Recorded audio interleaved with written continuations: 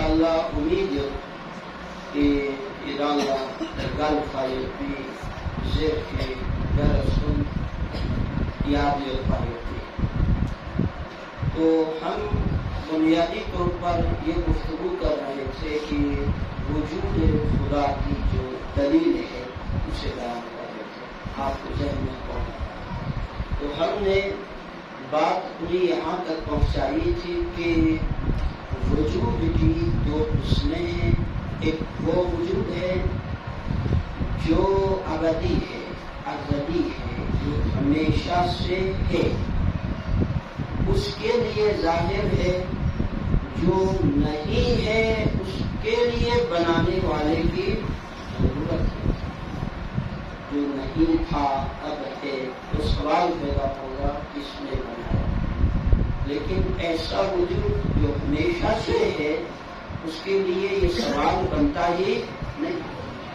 ہاں، جو نہیں تھا ہے، اب یہ سوال تو بنتا ہے.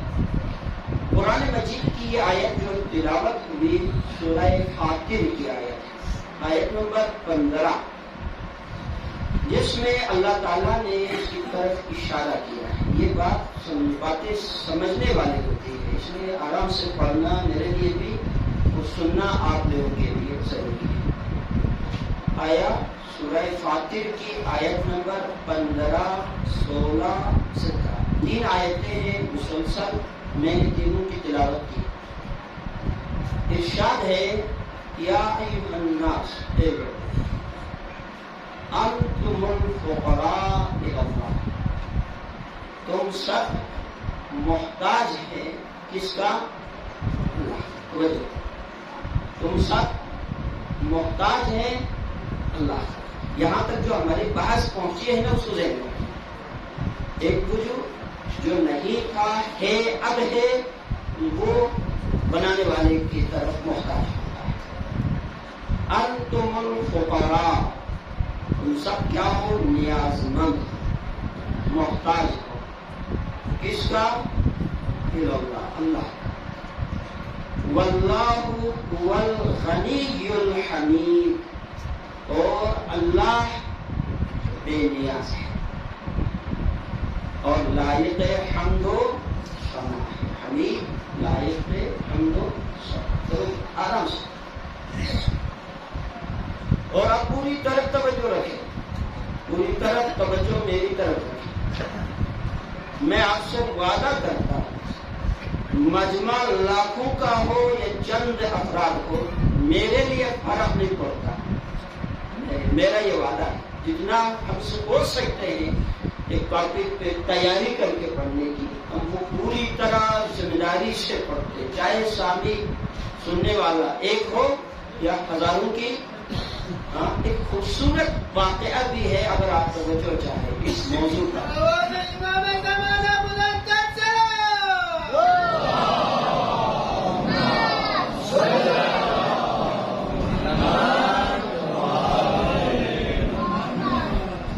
غالباً کسی مجلس میں نے کبھی یہاں پہ عرض کیا تھا، کسی جشن میں.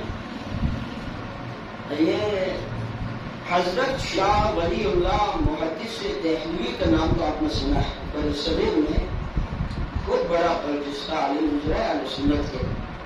حضرت شاہ ولی اللہ محدث دہلوی کے نام سے بڑا معروف ہے. وہ ایک دفعہ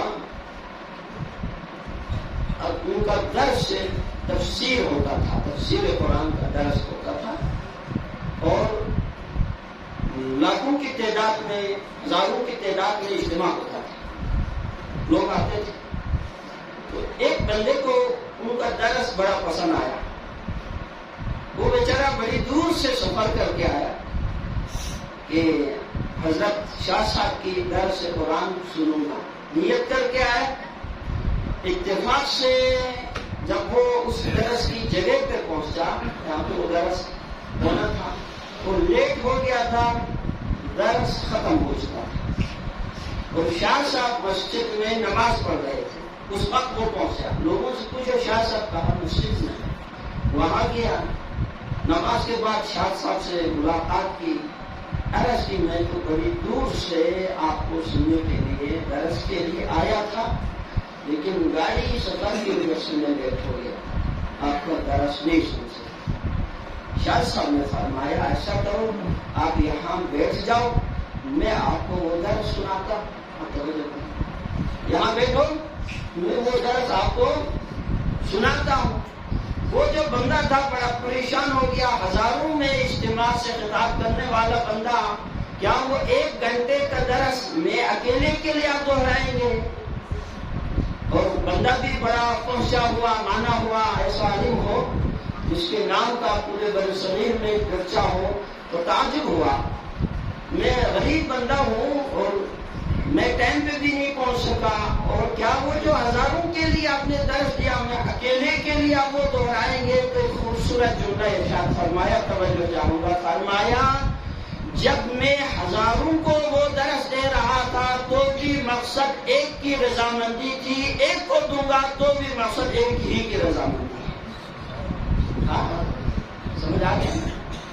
یہ چیزیں معنی نہیں رکھتے، سننے والوں کو بھی بولنے والے کے لیے بھی اس میں بڑا درس موجود ہے اس واقعے کے اندر۔ تو انشاءاللہ ہماری کوشش ہوگی جو ایک انسان کی بس میں جتنا وہ کر سکتا ہے وہ اتنا انشاءاللہ ہم کریں گے۔ صلی اللہ علیہ وسلم۔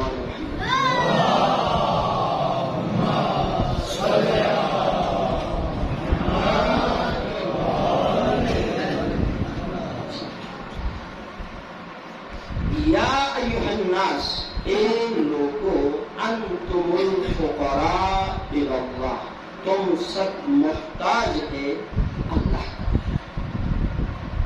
وہ جو پرسوں والی آیت ہے، کیا تم سورہ طور کی آیت تھی وہ جو میں نے تلاوت کی تھی، کیا تم یہ مانتے ہو کہ بغیر کسی تخلیق کرنے والے کے خود بخود تم وجود میں آیا ہے، یا تم نے اپنے آپ کو بنایا ہے؟ ہاں یہ پہلے گزر چکا ہے، پہلے والے مجلس میں اللہ کو کہتا ہے نا ایسا نہیں ہو سکتا کہ ایسا وجود جو پہلے نہ تھا اب وہ ہے۔ اس کا مطلب ہے کوئی سبب، کوئی علت، کوئی خالق، اس کے پیچھے اس کا ہاتھ ہے۔ اس سبب اور علت کے بغیر کوئی بھی وجود اپنا دنیا میں وہ وجود رکھ ہی نہیں سکتا۔ ایک چیز ایک ہے وجود میں آنے کے لیے سبب چاہیے، توجہ، ایک وہ چیز جو عدم تھا، پہلے کچھ نہیں تھا اب ہے، تو اس کو وجود میں آنے کے لیے بھی ایک وسیلہ چاہیے، سب وجود میں آنے کے بعد اس کی بقا کے لیے بھی ایک سبب اور ذریعہ چاہیے۔ ہاں ایک سبب اور ذریعہ چاہیے۔ دیکھیں اسی لیے اللہ تعالیٰ کی جو صفات ہے نا، خدا کی صفات، یہ آپ آیت الکرسی عموماً پڑھتے ہیں تو اس میں آتے ہیں الحی القیوم، الحی اللہ لا الہ الا ہوا الحی القیوم۔ اس پہ غور کریں، اس کے معنی جو تفاسیر میں مفسرین علماء کی طرف سے لکھا گیا ہے، قیوم اس ذات کو کہا جاتا ہے کہ وہ ہستی، وہ ذات جو اپنے وجود میں کسی کا محتاج نہ ہو۔ قیوم اس ہستی یا اس ذات کو کہا جاتا ہے جو اپنے وجود میں کسی کا محتاج نہیں، اپنی بقا میں کسی کا محتاج نہیں، اور باقی سب اپنے وجود کی بقا میں اسی کا محتاج ہو۔ باقی سب اپنے وجود کی بقا میں اسی کا کیا ہو؟ محتاج ہے۔ اسی لیے توجہ کرو، ہم پوری کائنات یعنی جسے عالمین کہا جاتا ہے، یہ جیسے کہ وجود میں آنے کے لیے خدا کا محتاج ہے، اسی طرح سے یہ اپنی بقا میں بھی خدا کا محتاج ہے۔ ہاں ایسا نہیں ہے وجود میں آنے کے بعد یہ کسی کا محتاج نہ ہو، یہ اپنے آپ چل رہا ہو، اپنے آپ، ہاں جی، یہ تو آج کل بڑے جو سائنس پڑھتے ہیں ان کو بڑی آسانی سے سمجھ میں آنے والی چیز ہے. توجہ کرو. کیا کہ یہ جو ہماری جلد ہے نا، جلد، یہ جو چمڑی ہے جس کو چمڑی کہا جاتا ہے، یہ چمڑی، کیا یہ وہی چمڑی ہے جو ہماری پیدائش کے ساتھ تھا؟ وہی چمڑی نہیں ہے. اب توجہ کرو، بات سمجھنے کی. یہ بچے سمجھ جاتے ہیں، آج کل کے بچے بڑی آسانی سے ان چیزوں کو پک کر لیتے ہیں. یہ وہ چمڑی نہیں ہے. اگر آپ کو پھر مزید ہم نیچے لیول پہ آ کے مثال دیتے ہیں. مثلا نتی بلکیس کا جیسے کبھی لاپل شوق کو میں نمایاں تھو مجھے بھرا گا وزن بٹ لاپل شوق کو جشو کو چین جلد کا اوپر والا حصہ ہوتا ہے، یہ اتر جاتا ہے، نئی جلد نیچے سے گر آ جاتا ہے. بول میں دے جلد کو نام نہ چھم دوسروں میں مراز کس کو والا پوروں بھی جلد کو چھم بھی جان. جو بھی کائنات میں جو وجود ہے مخلوقات کی، وہ مسلسل خرچ ہوتا ہے، خرچ ہونے کی وجہ سے وہ ختم ہو جاتا ہے. جو بھی چیز خرچ ہو، استعمال ہو، اس کی خاصیت یہ ہے وہ کیا ہو جاتے ہیں؟ ختم. جو چیز ختم ہو اس کو بقا کے لیے پھر ایک وسیلہ چاہیے. نئی جلد آتے، نئی ہڈی، نیا خون. یہ خون کے بارے میں تو آپ سب جانتے ہیں نا، وہ خون ہے جو ہمارے جسم میں جو ہم پیدائش کے وقت لے کے آئے تھے. کیا خیال ہے؟ وہی خون ہے بابا. وہ پٹرول کی طرح ہوتا ہے، ختم ہوتا ہے، نیا بنتا ہے. اسی طرح وہ بال نہیں ہے، وہ چمڑی نہیں ہے. اب یہ کیا ہو چکا ہے؟ تبدیل ہو چکا ہے. ایسا ہے نا، کوئی تو ہے نا جو مسلسل پیچھے سے، جس کو کہتے ہیں فیڈ بیک دینا، پیچھے سے ایک طاقت ہے جو مسلسل اس کمی کو پورا کرتا ہے. اس خلا کو جو خالی ہو جاتے ہیں اس کو باہر دیتا ہے. اب آپ سورج کی طرف ذرا توجہ کریں. سورج سے مسلسل انرجی نکلتا ہے نا، اس کو انرجی کہیں گے نا، حرارت.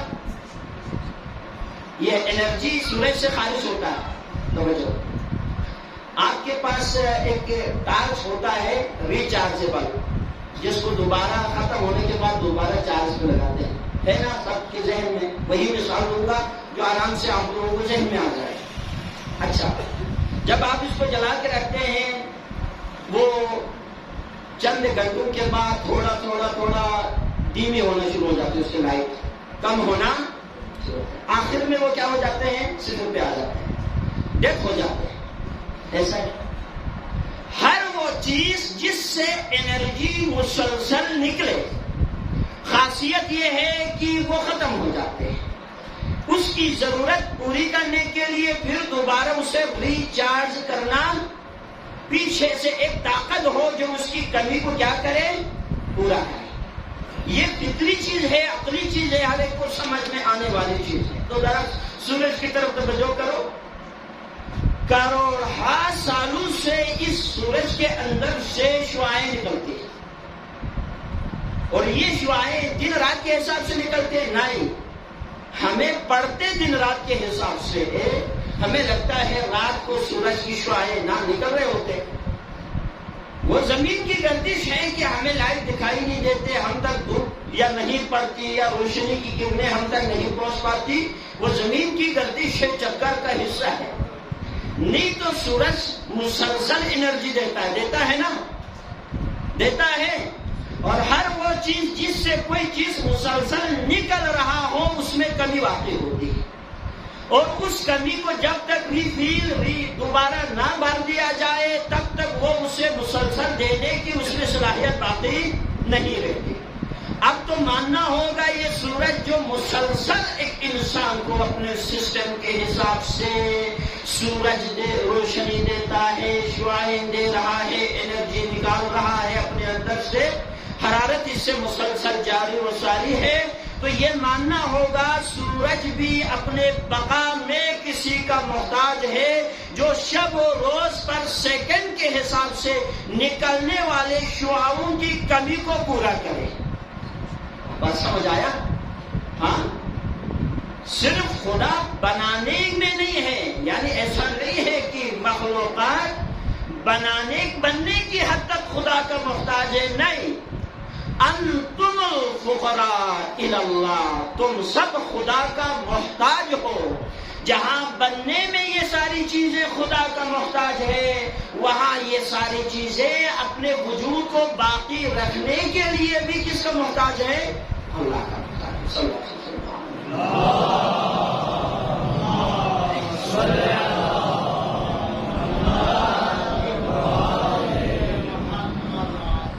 یہاں تک بات پہنچ گئی نا تک. اب آ جائیں. ایک ہی ہستی ہے جو کسی لمحے میں بھی کسی کا محتاج نہیں. ایک ہی ہستی، اسی ہستی کو ہم خدا کہتے ہیں، اسی کو ہم معبود حقیقی مانتے ہیں. نہ وہ اپنے وجود میں، نہ وہ اپنے بقا میں وہ کسی کا محتاج، باقی سب محتاج ہے، فقیر ہے. یاد رکھ.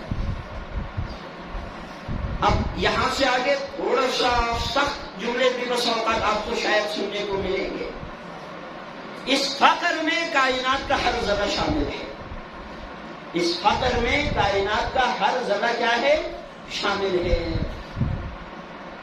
اپنے وجود کی بقا کے لیے ہر ذرہ اللہ کا محتاج ہے.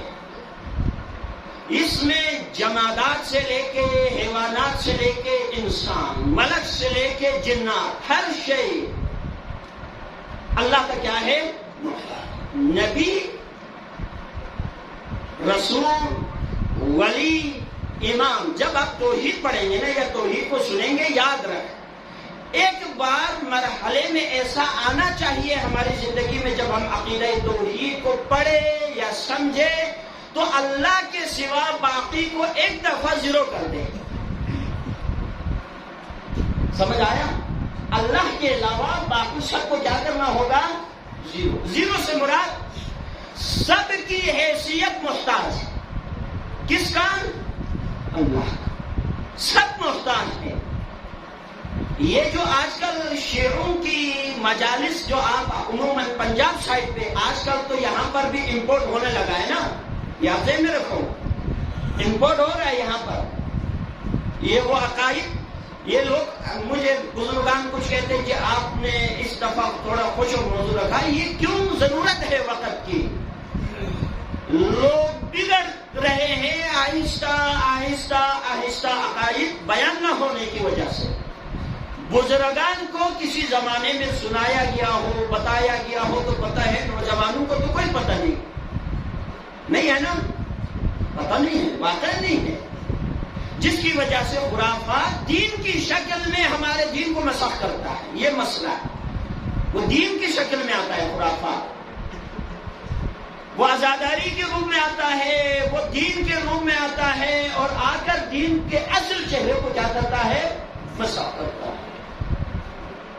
اگر شروع سے نہ بتایا گیا لوگوں کو، نہیں جی اللہ، توحید، دین، ہر ایک کی اپنی ایک مقررہ حد ہے. رسول کو ماننے کی بھی ایک اپنی مقررہ کیا ہے؟ لمٹ ہے. اس لمٹ سے بڑھاؤ گے مشرک ہو جاؤ گے. اماموں کو ماننے کے لیے بھی ایک حد ہے، اس سے بڑھاؤ گے تو کیا بن جائے گا؟ مشرک بن جائے گا. پھر تو مسئلہ ہوگا نہیں ہوگا؟ ہوگا. اس لیے توحید سے ہم شروع کر رہے ہیں. اس دفعہ ختم ہو گیا تو ٹھیک، اگلے سال ہم رسالت میں بولیں گے. ختم ہو گیا تو ٹھیک، اس سے اگلے سال ہم قیامت پہ بولیں گے. زندگی پر مشروط ہے، زندگی رہی تو، تاکہ یہ بیسک دو تین چیزیں ہمارے مکمل ہونے کے بعد پھر آپ کو دین سمجھ میں آ جائے. ابھی ہم نے جو درس کا پروگرام بنایا توحید کا، یہ آپ ذہن میں رکھو، یہ 25 محرم تک کے لیے بنایا ہے. ہم اسی حساب سے چل رہے ہیں. پھر آپ جلدی میں یہ نہ ہو جی ابھی تک تو وہ توحید والا سلسلہ نہیں آیا، آ جائے گا، کیونکہ 25 محرم تک کے درس کے حساب سے ہم چل رہے ہیں. بات سمجھ آ رہے ہیں نا؟ تو آپ کوشش کریں 25 تک جتنا آپ شرکت کر سکتے ہیں اس کو ایک تسلسل کے ساتھ سنیں. 15 لیکچر توحید پر ہم نے رمضان میں دیا، وہ اس کے علاوہ ہے، یا ہمارے شامل کو پتہ ہے وہ اس کے علاوہ تھے، یعنی یہ وہ مواد نہیں ہے. تو اس میں 20-25 اور ہو جائیں گے تو کم سے کم بیسک بنیادی توحید کا مفہوم مطلب ہمارے ذہن میں کیا ہو جائے گا، کلیئر ہو جائے گا. سمجھ کے سمجھا گیا.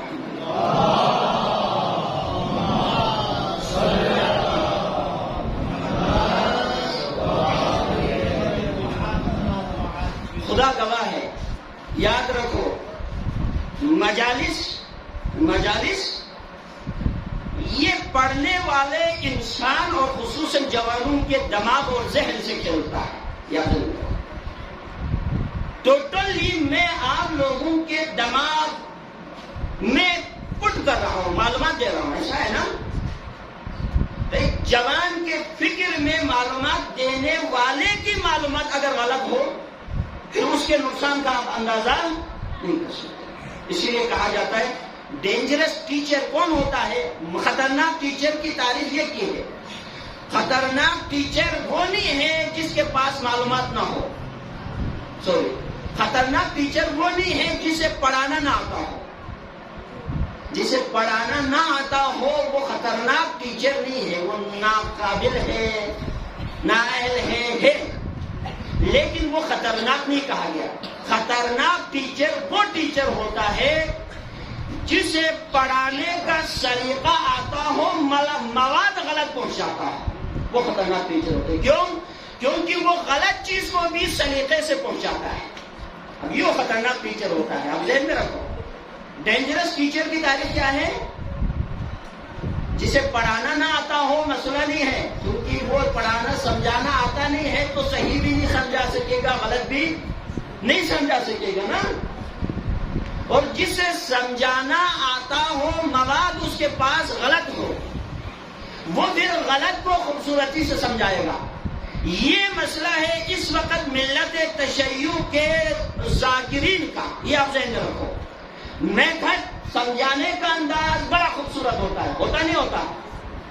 اور مواد یا جسے کنٹینٹ کہا جاتا ہے ان کے پاس بالکل ٹوٹلی یا ہوتا نہیں ہے، ہوتا ہے تو اچھا اور برا اس کا جو مکس ہوتا ہے اور وہ خوبصورتی سے پہنچاتا ہے. نتیجہ یہ ہے شیعہ جوان حسین کی مجلس میں جو حسین توحید کے لیے سر کٹوایا اسی مجلس میں شرک کے کلمات ادا کرتے ہیں، مشرکانہ جملے کہتے ہیں. کہتے نہیں کہتے؟ علی رب کے نعرے ہم نے اپنے گناہگار کانوں سے بہت سارے پنجاب میں مجالس کے اندر سنا ہے. لوگ نعرے لگاتے ہیں، اچھل کے نعرے لگاتے. کیونکہ جب توحید کا پتہ نہ ہو تو لوگوں کو کیا پتہ؟ بولنے والا بڑی خوبصورتی سے جذباتی انداز میں بولتا ہے تو بیچارے نوجوان متاثر ہوئے بغیر رہ نہیں سکتا، متاثر ہو ہی جاتا ہے. اس لیے عقیدہ توحید بنیادی اساسی عقیدہ ہے، اس پہ کمپرومائز کی کوئی گنجائش. ایسے تقریر ایسے انداز میں کرتے ہیں علی کی فضائل پڑھتے ہوئے نعوذ باللہ بس اوقات ایسا محسوس ہوتا ہے کہ خدا بھی نظام چلانے کے لیے شاید علی کا محتاج ہے. یہ آپ سنیں، بعد میں آپ کو اندازہ ہوگا عقیدہ توحید بیان نہ ہونے سے جو قوم اور ملت کے ساتھ حاضر ہو رہا ہے اس کا آپ اندازہ کر رہے ہیں. یہاں پہ ابھی تک وہ مسئلہ شاید نہیں ہے، لیکن آہستہ آہستہ غیر محسوس طریقے سے یہ آ رہا ہے نا. خبردار، اللہ هو الغنی کیا کہا ہے قرآن نے؟ بے نیاز ہے، محتاج نہیں ہے. نہ اللہ کو نظام چلانے کے لیے محمد اور علی کا، ہم محمد اور علی کا نام اس لیے لیتے ہیں باقی انبیاء سے ہٹ کر، چونکہ ہمارے عقیدے کے مطابق سب سے بافضیلت ہستیاں یہی دو ہیں. انبیاء میں سے بھی ہے یا نہیں ہے؟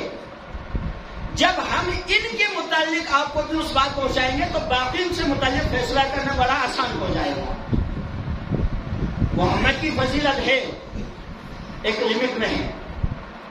وہاں تک محمد کی فضیلت بیان کر سکتے ہیں جہاں سے آگے رب کا تصور شروع ہوتا ہے وہاں سے آگے حرام ہو جاتا ہے. یہ صحیح. علی کی فضیلت وہاں تک بیان کر سکتے ہیں جہاں سے آگے رسالت شروع ہو جاتی ہے وہاں سے آگے حرام ہو جاتا ہے. اس لیے علی کو ہر مقام دے سکتے ہیں. رسول اللہ کے ساتھ ساتھ ایک مقام ہے جو آپ علی کو نہیں دے سکتے، وہ رسالت کا درجہ ہے. اب بات میری سمجھ آ رہی ہے نا؟ وہ کون سا درجہ ہے؟ رسالت کا. محمد کو ہر مقام دے سکتے ہیں. ایک مقام ہے جو محمد کو نہیں دے سکتے، وہ کون سا ہے؟ رب کا درجہ ہے، الوہیت کا درجہ ہے، بندگی کا درجہ ہے، خالقیت کا درجہ ہے. وہ آپ محمد کو ایک ایک مقام آپ نکال کے باقی جو آپ کہنا ہے کہہ دیں، جو فضیلت دینا چاہے وہ دے دیں. لیکن اس کے لیے پہلے توحید کا تو ہمیں پتہ ہونا. ہاں، اللہ نظام چلانے کے لیے اللہ کو کسی نبی کا، کسی وسیع کا، کسی امام کا، کسی بھی مخلوق کا غرض کی غنی کہا ہی اس ذات کو کہا جاتا ہے جو پل پل کے لیے، جسے آپ لہجہ سیکنڈ ملی سیکنڈ بھی اگر آپ کہہ دیں، وہ کسی بھی لمحے میں، کسی کام میں، کسی کی طرف محتاج نہ ہو، اسی ذات کو غنی کہا جاتا ہے. اور یہ صفت سوائے خدا کے کسی اور کے ہاں پایا نہیں جاتا. صلی اللہ علیہ وسلم.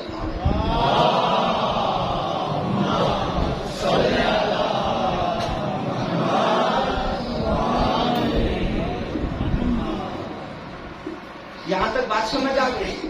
بور تو نہیں ہوئے نا آپ لوگ؟ ہاں، سلوات کی بات بنی نا تو سن جو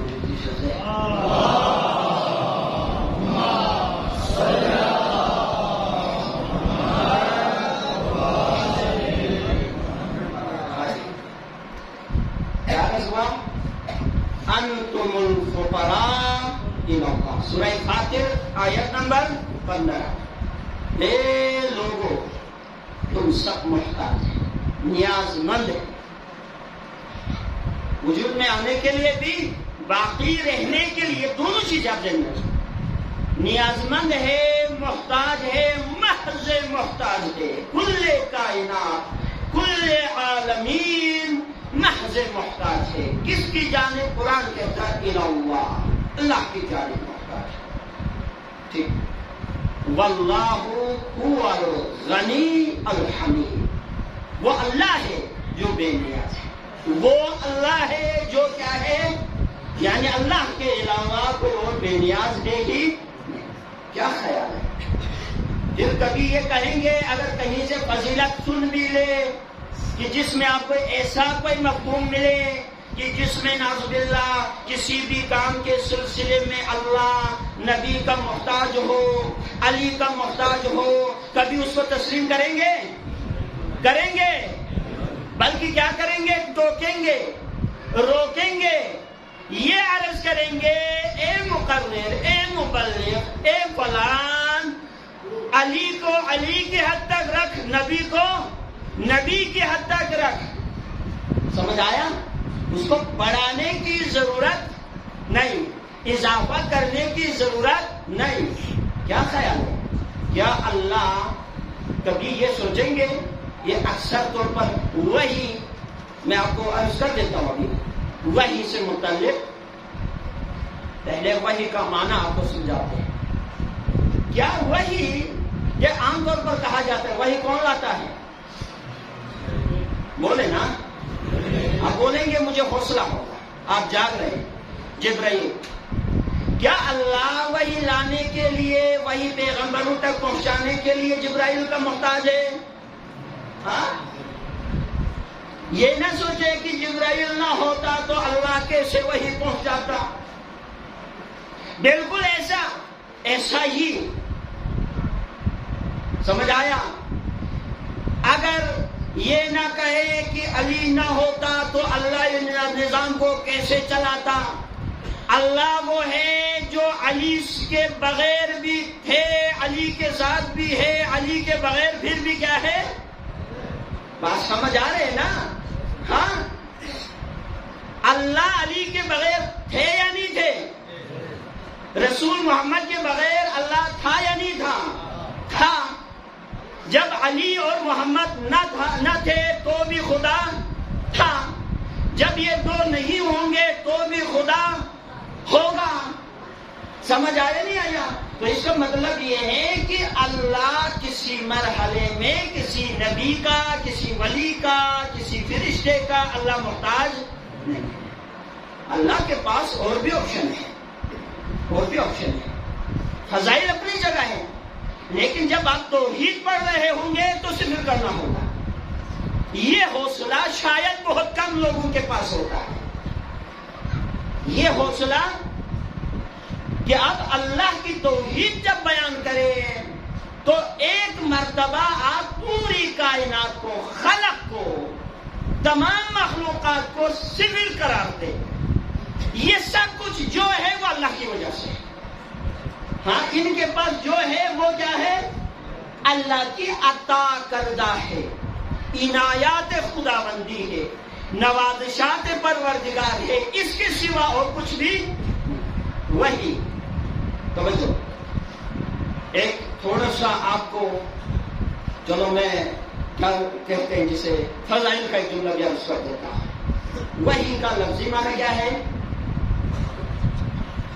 وحی کا لفظی معنی ہے خفیہ طریقے سے پیغام دوسرے تک پہنچانا۔ توجہ، 29-32 کا لحاظ نے خوش گولا عربین وحی سے سرگوشی، سرگوشی کو اردو میں عربی میں کیا کہتے ہیں؟ خوش کہتے ہیں۔ اس خوش مطلب کچھ کون سا لفظ کو یا سلام مکوا، یہ میں خوش مطلب کو جو عربی چیزیں بھی وہی۔ اس طریقے سے پیغام ایک سے دوسرے تک منتقل ہونا، پہنچ جانا کہ متعلقہ مقصود بندے سے کے علاوہ کسی اور کو اس کا پتہ، اسے کیا کہا جاتا ہے؟ وحی کہا جاتا ہے۔ لیکن تمام انبیاء پر، اکثر انبیاء پر وحی لانے والا جبرائیل یہی تھا، فرشتہ یہی تھا، فرشتہ وحی اس کو کہا جاتا ہے، وحی پہنچاتا ہے۔ پر پھر بھی ذہن میں رکھو اللہ جبرائیل کا محتاج نہیں، وہ آگے آپ کو سمجھ آ جائے گا۔ وحی کا مفہوم یہ ہے سرگوشی کرنا، خفیہ طریقے سے پیغام دوسرے تک پہنچانا کہ دوسرے باقی کو اس کی اطلاع نہ ہو۔ یہی وجہ ہے پیغمبر جب تک تلاوت کر کے اپنی زبان سے وحی کو پڑھتے نہیں تھے، اصحاب میں سے کسی کو پتہ نہیں چلتا، ہوتے محفل میں تھے پیغمبر۔ آپ توجہ رکھو، پیغمبر کہاں ہوتے تھے؟ محفل میں، وہی کبھی کبھار محفل میں اترتے تھے۔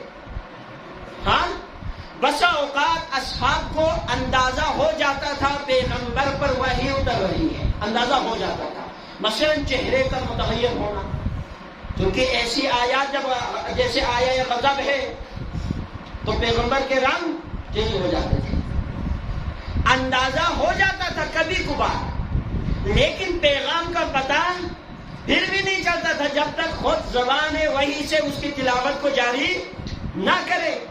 لیکن یہ واحد علی ہے، علی توجہ کرو، واحد علی ہے جو کہتا ہے میں جانتا ہوں محمد پر کون سی آیت کب اتری، کون سی آیت دن کو، کون سی آیت رات کو، کون سی آیت بیابانوں میں، کون سی آیت مدینے میں، کون سی آیت حالت جنگ میں، کون سی آیت حالت صلح میں، میں جانتا ہوں۔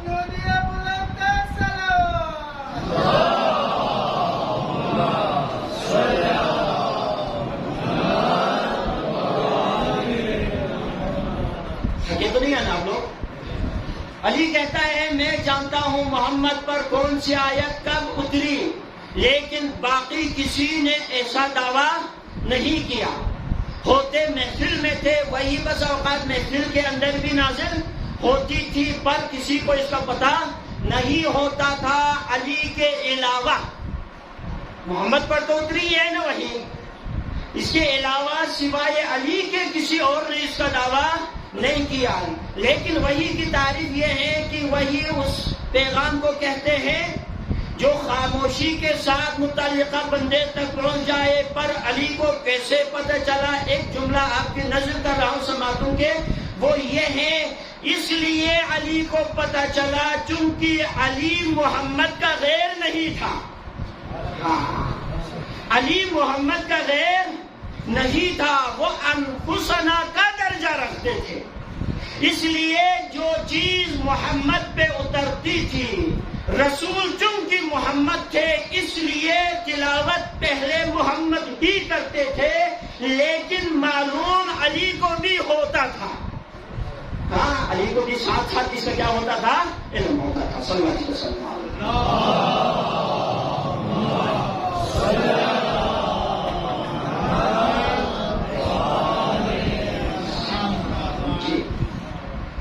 تو نہیں ہے نا آپ لوگ؟ جزاک اللہ وحی کے لیے جبرائیل کا بھی محتاج ہے۔ میں آپ کو سمجھاتا ہوں، ہم بنیادی طور پر جو پڑھ رہے ہیں وہ ذہن میں رکھو، خدا کے وجود کی دلیل پڑھ رہے ہیں، ان میں سے ایک کو دلیل فطرت کہتے ہیں۔ اچھا ادھر توجہ کرو، وحی کی مختلف صورتیں ہیں، مختلف طریقے ہیں۔ ہمارے ذہن میں صرف ایک ہی وحی ہے، وہ جبرائیل والا فرشتہ لے کے آئے، لیکن خود قرآن مجید کی آیتیں ہیں جو میں ابھی ٹائم ہوا تو پڑھ لوں گا آپ کی خدمت میں، وحی کی مختلف طریقے۔ مثلا ایک آیت میں عرض کر دیتا ہوں، ما کان لبشر ان یکلمہ اللہ الا وحیا او من وراء حجاب او یرسل الیہ رسولا۔ اس میں وحی کی 3 صورتیں بیان ہوئی۔ کسی بشر کی طاقت نہیں ہے کہ وہ اللہ سے گفتگو کرے۔ ما کان لبشر ان یکلمہ اللہ، کسی بشر کی بس میں نہیں کہ وہ اللہ سے کیا کرے؟ گفتگو کرے۔ الا وحی، مگر یہ کہ اس کے سامنے کیا آ جائے؟ وحی۔ وحی ایک رابطے کا نام ہے جس کے ذریعے ایک مخلوق اپنے خالق سے کیا کرتا ہے؟ رابطہ ہوتا ہے۔ او من وراء حجاب، یا یہ کہ کسی پردے کے پیچھے سے نبی کو آواز سنائی دے، اس میں فرشتہ نہیں ہوتا۔ سمجھ آیا؟ پردے کے پیچھے سے، توجہ رکھو، نبی کو کیا سنائی دے؟ آواز سنائی دے۔ توجہ ہے نا آپ لوگوں کی؟ بھائی یہی وہ مقام تھا کہ جبرائیل ایک سٹیج پہ آ کر رک گئے معراج پہ، وہاں سے آگے پیغمبر اکیلے چلے گئے، وہاں پہ اللہ اور نبی سے گفتگو ہوئی یا نہیں ہوئی؟ او من وراء حجاب، یہ وہ گفتگو ہے جس میں جبرائیل نہیں تھا، اللہ نے کہیں سے محمد سے گفتگو کی۔ کیسے کی؟ یا کرنے والا جانے یا جس کے ساتھ گفتگو ہوئی ہے وہ جانے۔ گفتگو ہوئی، 2 طریقے، او یرسل الیہ رسولا، یا یہ کہ فرشتہ لے کے آتا ہے، اس کے سامنے کیا آتا ہے؟ اب توجہ کرو، وحی کی مختلف صورتیں ہیں۔ ایک فرشتہ لے کے آتا ہے، اللہ کیا فرشتے نہ ہوتے تو اللہ کا سلسلہ وحی رک جاتا؟ توجہ ہے نا آپ لوگوں کی؟ میں معذرت چاہوں گا، اگر تھوڑا لیٹ بھی ہو جاتا ہے نا، معذرت چاہوں گا آپ سے، رک جاتا نا۔ سلسلہ وحی کے اور بھی طریقے ہیں، بتا دوں آپ کو۔ جناب ابراہیم خلیل الرحمن نے اپنے بیٹے کو خواب میں ذبح کرتے ہوئے دیکھا، قرآن میں ہے نا کہ ابراہیم کی جو اسماعیل کے ذبح کا حکم تھا یہ فرشتہ لے کے آیا تھا؟ نہیں، یہ آپ ذہن میں رکھو۔ روی صاحب توجہ ہے نا؟ اس میں کوئی فرشتہ، قرآن واضح کہتا ہے یہ کیا تھا؟ خواب تھا۔ ایک والد بزرگوار نے اپنے فرزند کو خواب میں ذبح کرتے ہوئے دیکھا، صبح اس کو ذبح کرنے کے لیے تیاری کی۔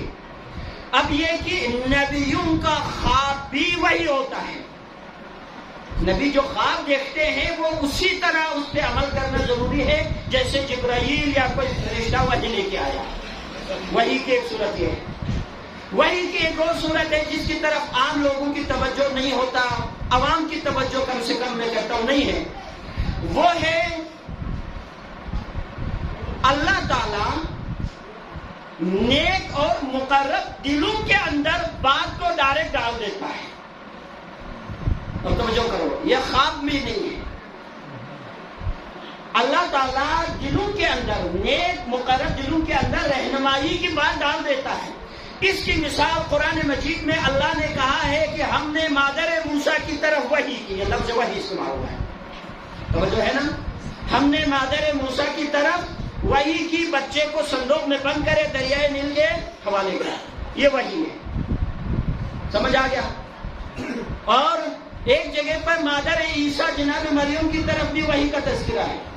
ہم نے مریم پر وحی کی کہ اس خشک کھجور کو ہلائے تاکہ تیرے بچے کے لیے تازہ دم کھجور ہم اوپر سے گرائے. تساقط علیک رطبا جنیا ہے، یہ بھی وحی ہے. وحی کی ایک صورت یہ ہے. اچھا، اس کے علاوہ ہے وحی کی ایک اور صورت ربی صاحب قرآن مجید میں اس کا تذکرہ. وہ کیا ہے؟ وہ وحی کون سی ہے؟ وحی اب تک تو ہم وحی کی وہ صورتیں پڑھ رہے تھے جن کا تعلق انسانوں سے، وحی کی ایک اور صورت ہے جو اللہ تعالیٰ جانوروں کے ساتھ کرتا ہے. جیسے قرآن مجید کی آیت ہے کہ ہم نے شہد کے مکھی کی طرف وحی کی کہ گھر کو اس طرح بنائیں. اس کو گھر بنانے کا سلیقہ خدا کہتے ہیں میں نے سکھایا. کس طریقے سے سکھایا؟ وحی کے ذریعے سے. ایک اور وحی کا تذکرہ ہے سورہ نمل کے اندر. بات سمجھ آ رہی ہے نا؟ ہاں،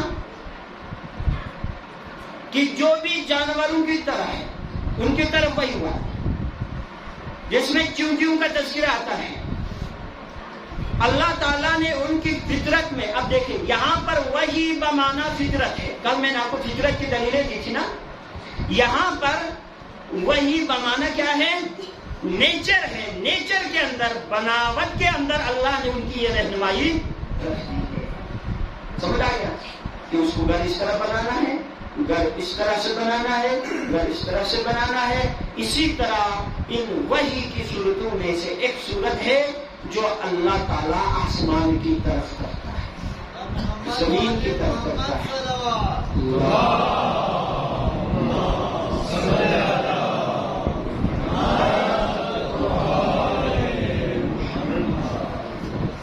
مسئلہ توجہ رکھو. یہ کبھی آپ سورہ نمل پڑھیں، سچی ہمیشہ چلے ہمیشہ سماجی پسند.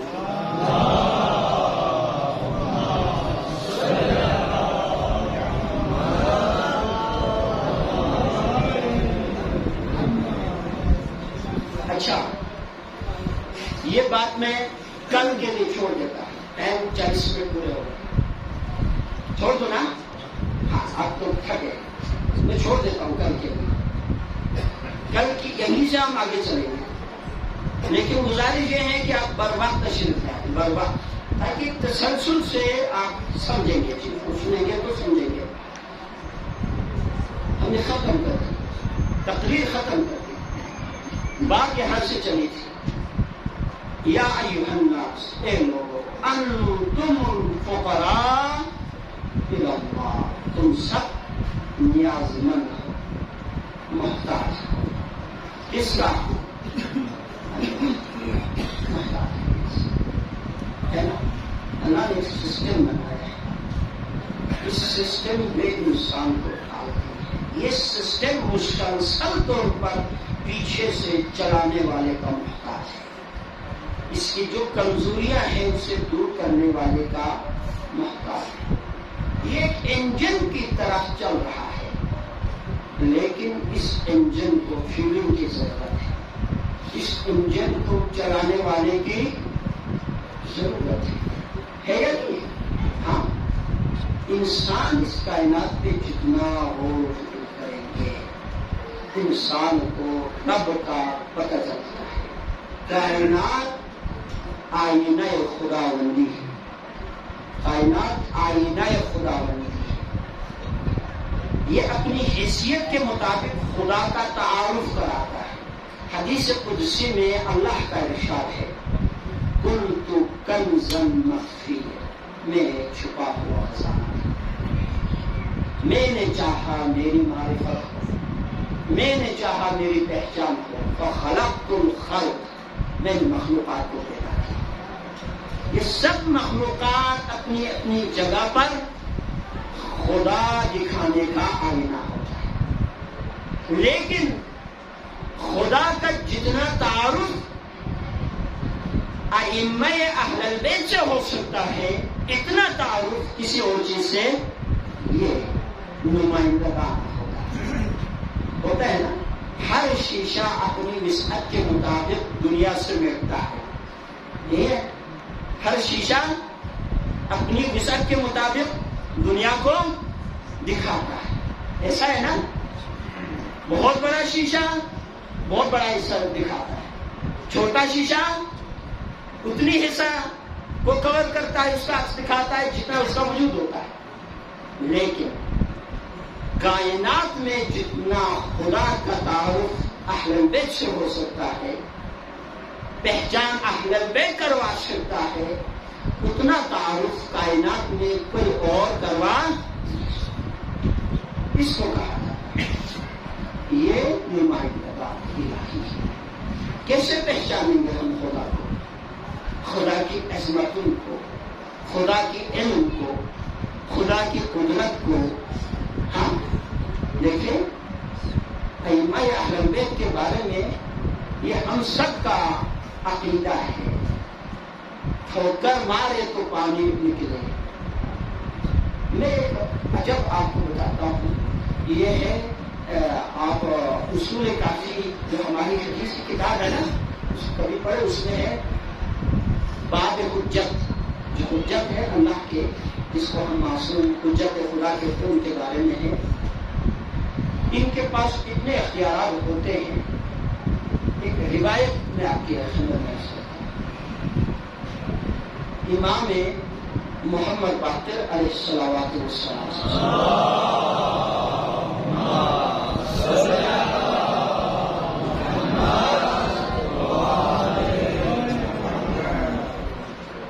کے بارے میں روایت ہے کہ آپ کسی سے گفتگو کر رہے تھے, اس نے پوچھا یہ اپنا رسول اللہ بتائیں, جو حجت خدا ہوتے ہیں نا, ان کے اختیارات یا کس بات دوسرے الفاظ میں طاقت, اختیارات طاقت کس حد تک ہوتے ہیں؟ امام نے فرمایا اتنے اختیارات ہوتے ہیں حجت خدا کے پاس, اگر وہ حکم دے تو سامنے کھجور تھا, کھجور کا درخت, اگر وہ حکم دے تو یہ درخت چل کے اس کے پاس آئے. اتنا سمجھانے کے لیے فرمایا اسے. روایت یہ ہے کہ وہ کھجور کا وہ درخت چلنا شروع کیا, ابھی حکم دیا نہیں ہے.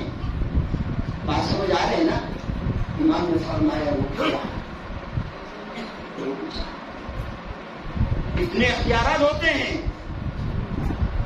ائمہ کی وہ تصویر, فضائل کا وہ روح جو بیان ہونا چاہیے وہ ہوتا لے جاتے ہیں رب تک. نعوذ باللہ ثم نعوذ باللہ. ہاں اگر وہ حکم دے دے, جیسے کہتے ہیں چاند دو حصوں میں سنگریزا خاتون نے کلمہ پڑھانا, یہ ایک حجت کا اختیار ہوتا ہے. لیکن خدا کا یہ تعارف میں جو عرض کر رہا ہوں, جتنا یہ کرا سکتے اتنا اور نہیں کرا سکتے. کیوں؟ اس لیے کہ یہ ہستیاں اتنی طاقت و قدرت کے باوجود, اپنے علم کے باوجود, جب اللہ کے سامنے وہ پہنچتے ہیں تو اس طرح وہ اپنے آپ کو کم ظاہر کرتے ہیں. ہاں دعاؤں میں ہے نا, مناجات میں اپنے فقر اور احتیاج کا اس طرح سے مظاہرہ کرتے ہیں تو دنیا کو سمجھ میں آ جائیں گے. ہاں ابھی تو دنیا نے ائمہ کو ہی نہیں سمجھا, یہ حقیقت ہے. ہاں اتنی علم, اتنی طاقت, اتنی شجاعت کے باوجود, اتنے اختیارات کے باوجود یہ جس کے سامنے جا کر جھکتے ہیں اس کی کیا عظمت ہوگی. اس کی قدرت کا کون اندازہ کر سکتا ہے؟ بات سمجھ آ گیا؟ حضرت امیر علیہ السلام کے بارے میں روایت ہے، مولا علیہ السلام کہیں سے گزر رہے تھے، توجہ کرو، ایک شخص نے پوچھا یا علی کیا آپ بتا سکتے ہیں کہ چونٹیوں کے ایک دنیا وہاں پر تھی، جیسے چونٹیوں کی دنیا بس تھی، پوچھا یا علی بتا سکتے ہیں کہ اس میں کتنی تعداد ہوگی چونٹیوں کی؟ مولا نے ہنس کے فرمایا رے تو مجھ سے چونٹیوں کی ان کی تعداد کے بارے میں پوچھ رہا ہے، میں اتنا جانتا ہوں ان میں نر کتنے ہیں اور مادہ کتنے ہیں، میں اتنا بھی بتا سکتا ہوں کہ ان میں نر کتنے ہیں اور ان میں مادہ۔ لیکن یہی علی جس کے علم کا دنیا اندازہ نہیں کر سکتے، جب علم خدا بیان کرتے ہیں تو کیا کہتے ہیں؟ پروردگار ہم جاہل ہیں، توجہ کرو، ہمیں کچھ معلوم، تو جاننے والا ہے، ہم کچھ بھی۔ عظمت پروردگار، عظمت توحید کو سمجھنا ہے تو حسین سے سمجھو، ہاں حسین سے سمجھو۔ حسین بیان کرتا ہے دنیا کو عظمت خدا کیا ہے۔ دنیا جس چیز کے بدلے میں دے کے بھی نہ دینے والی چیز وہ انسان کی اولاد ہوتی ہے۔ آپ کہتے ہیں نا مجھ سے میری جائیداد لے لو، ہاں مال لے لو، سب کچھ لے لو، لیکن میں بیٹا نہیں دوں گا۔ آپ بیٹے کی قیمت جانتے ہیں، اور اگر وہ بیٹا ہو علی اکبر جیسا تو کیا کہیں گے؟ اس کا بدلہ دنیا میں نہیں ہے، ہاں لیکن حسین نے اسے بھی قربان کر دیا۔ کس کے لیے؟ ایک عظمت والی ہستی تو ہوگی نا، جس کے مدمع نظر، جس کو سامنے رکھ کر حسین نے سوچا ہوگا پروردگار میرا بیٹا عزیز ہے میرے لیے، لیکن تجھ سے عزیز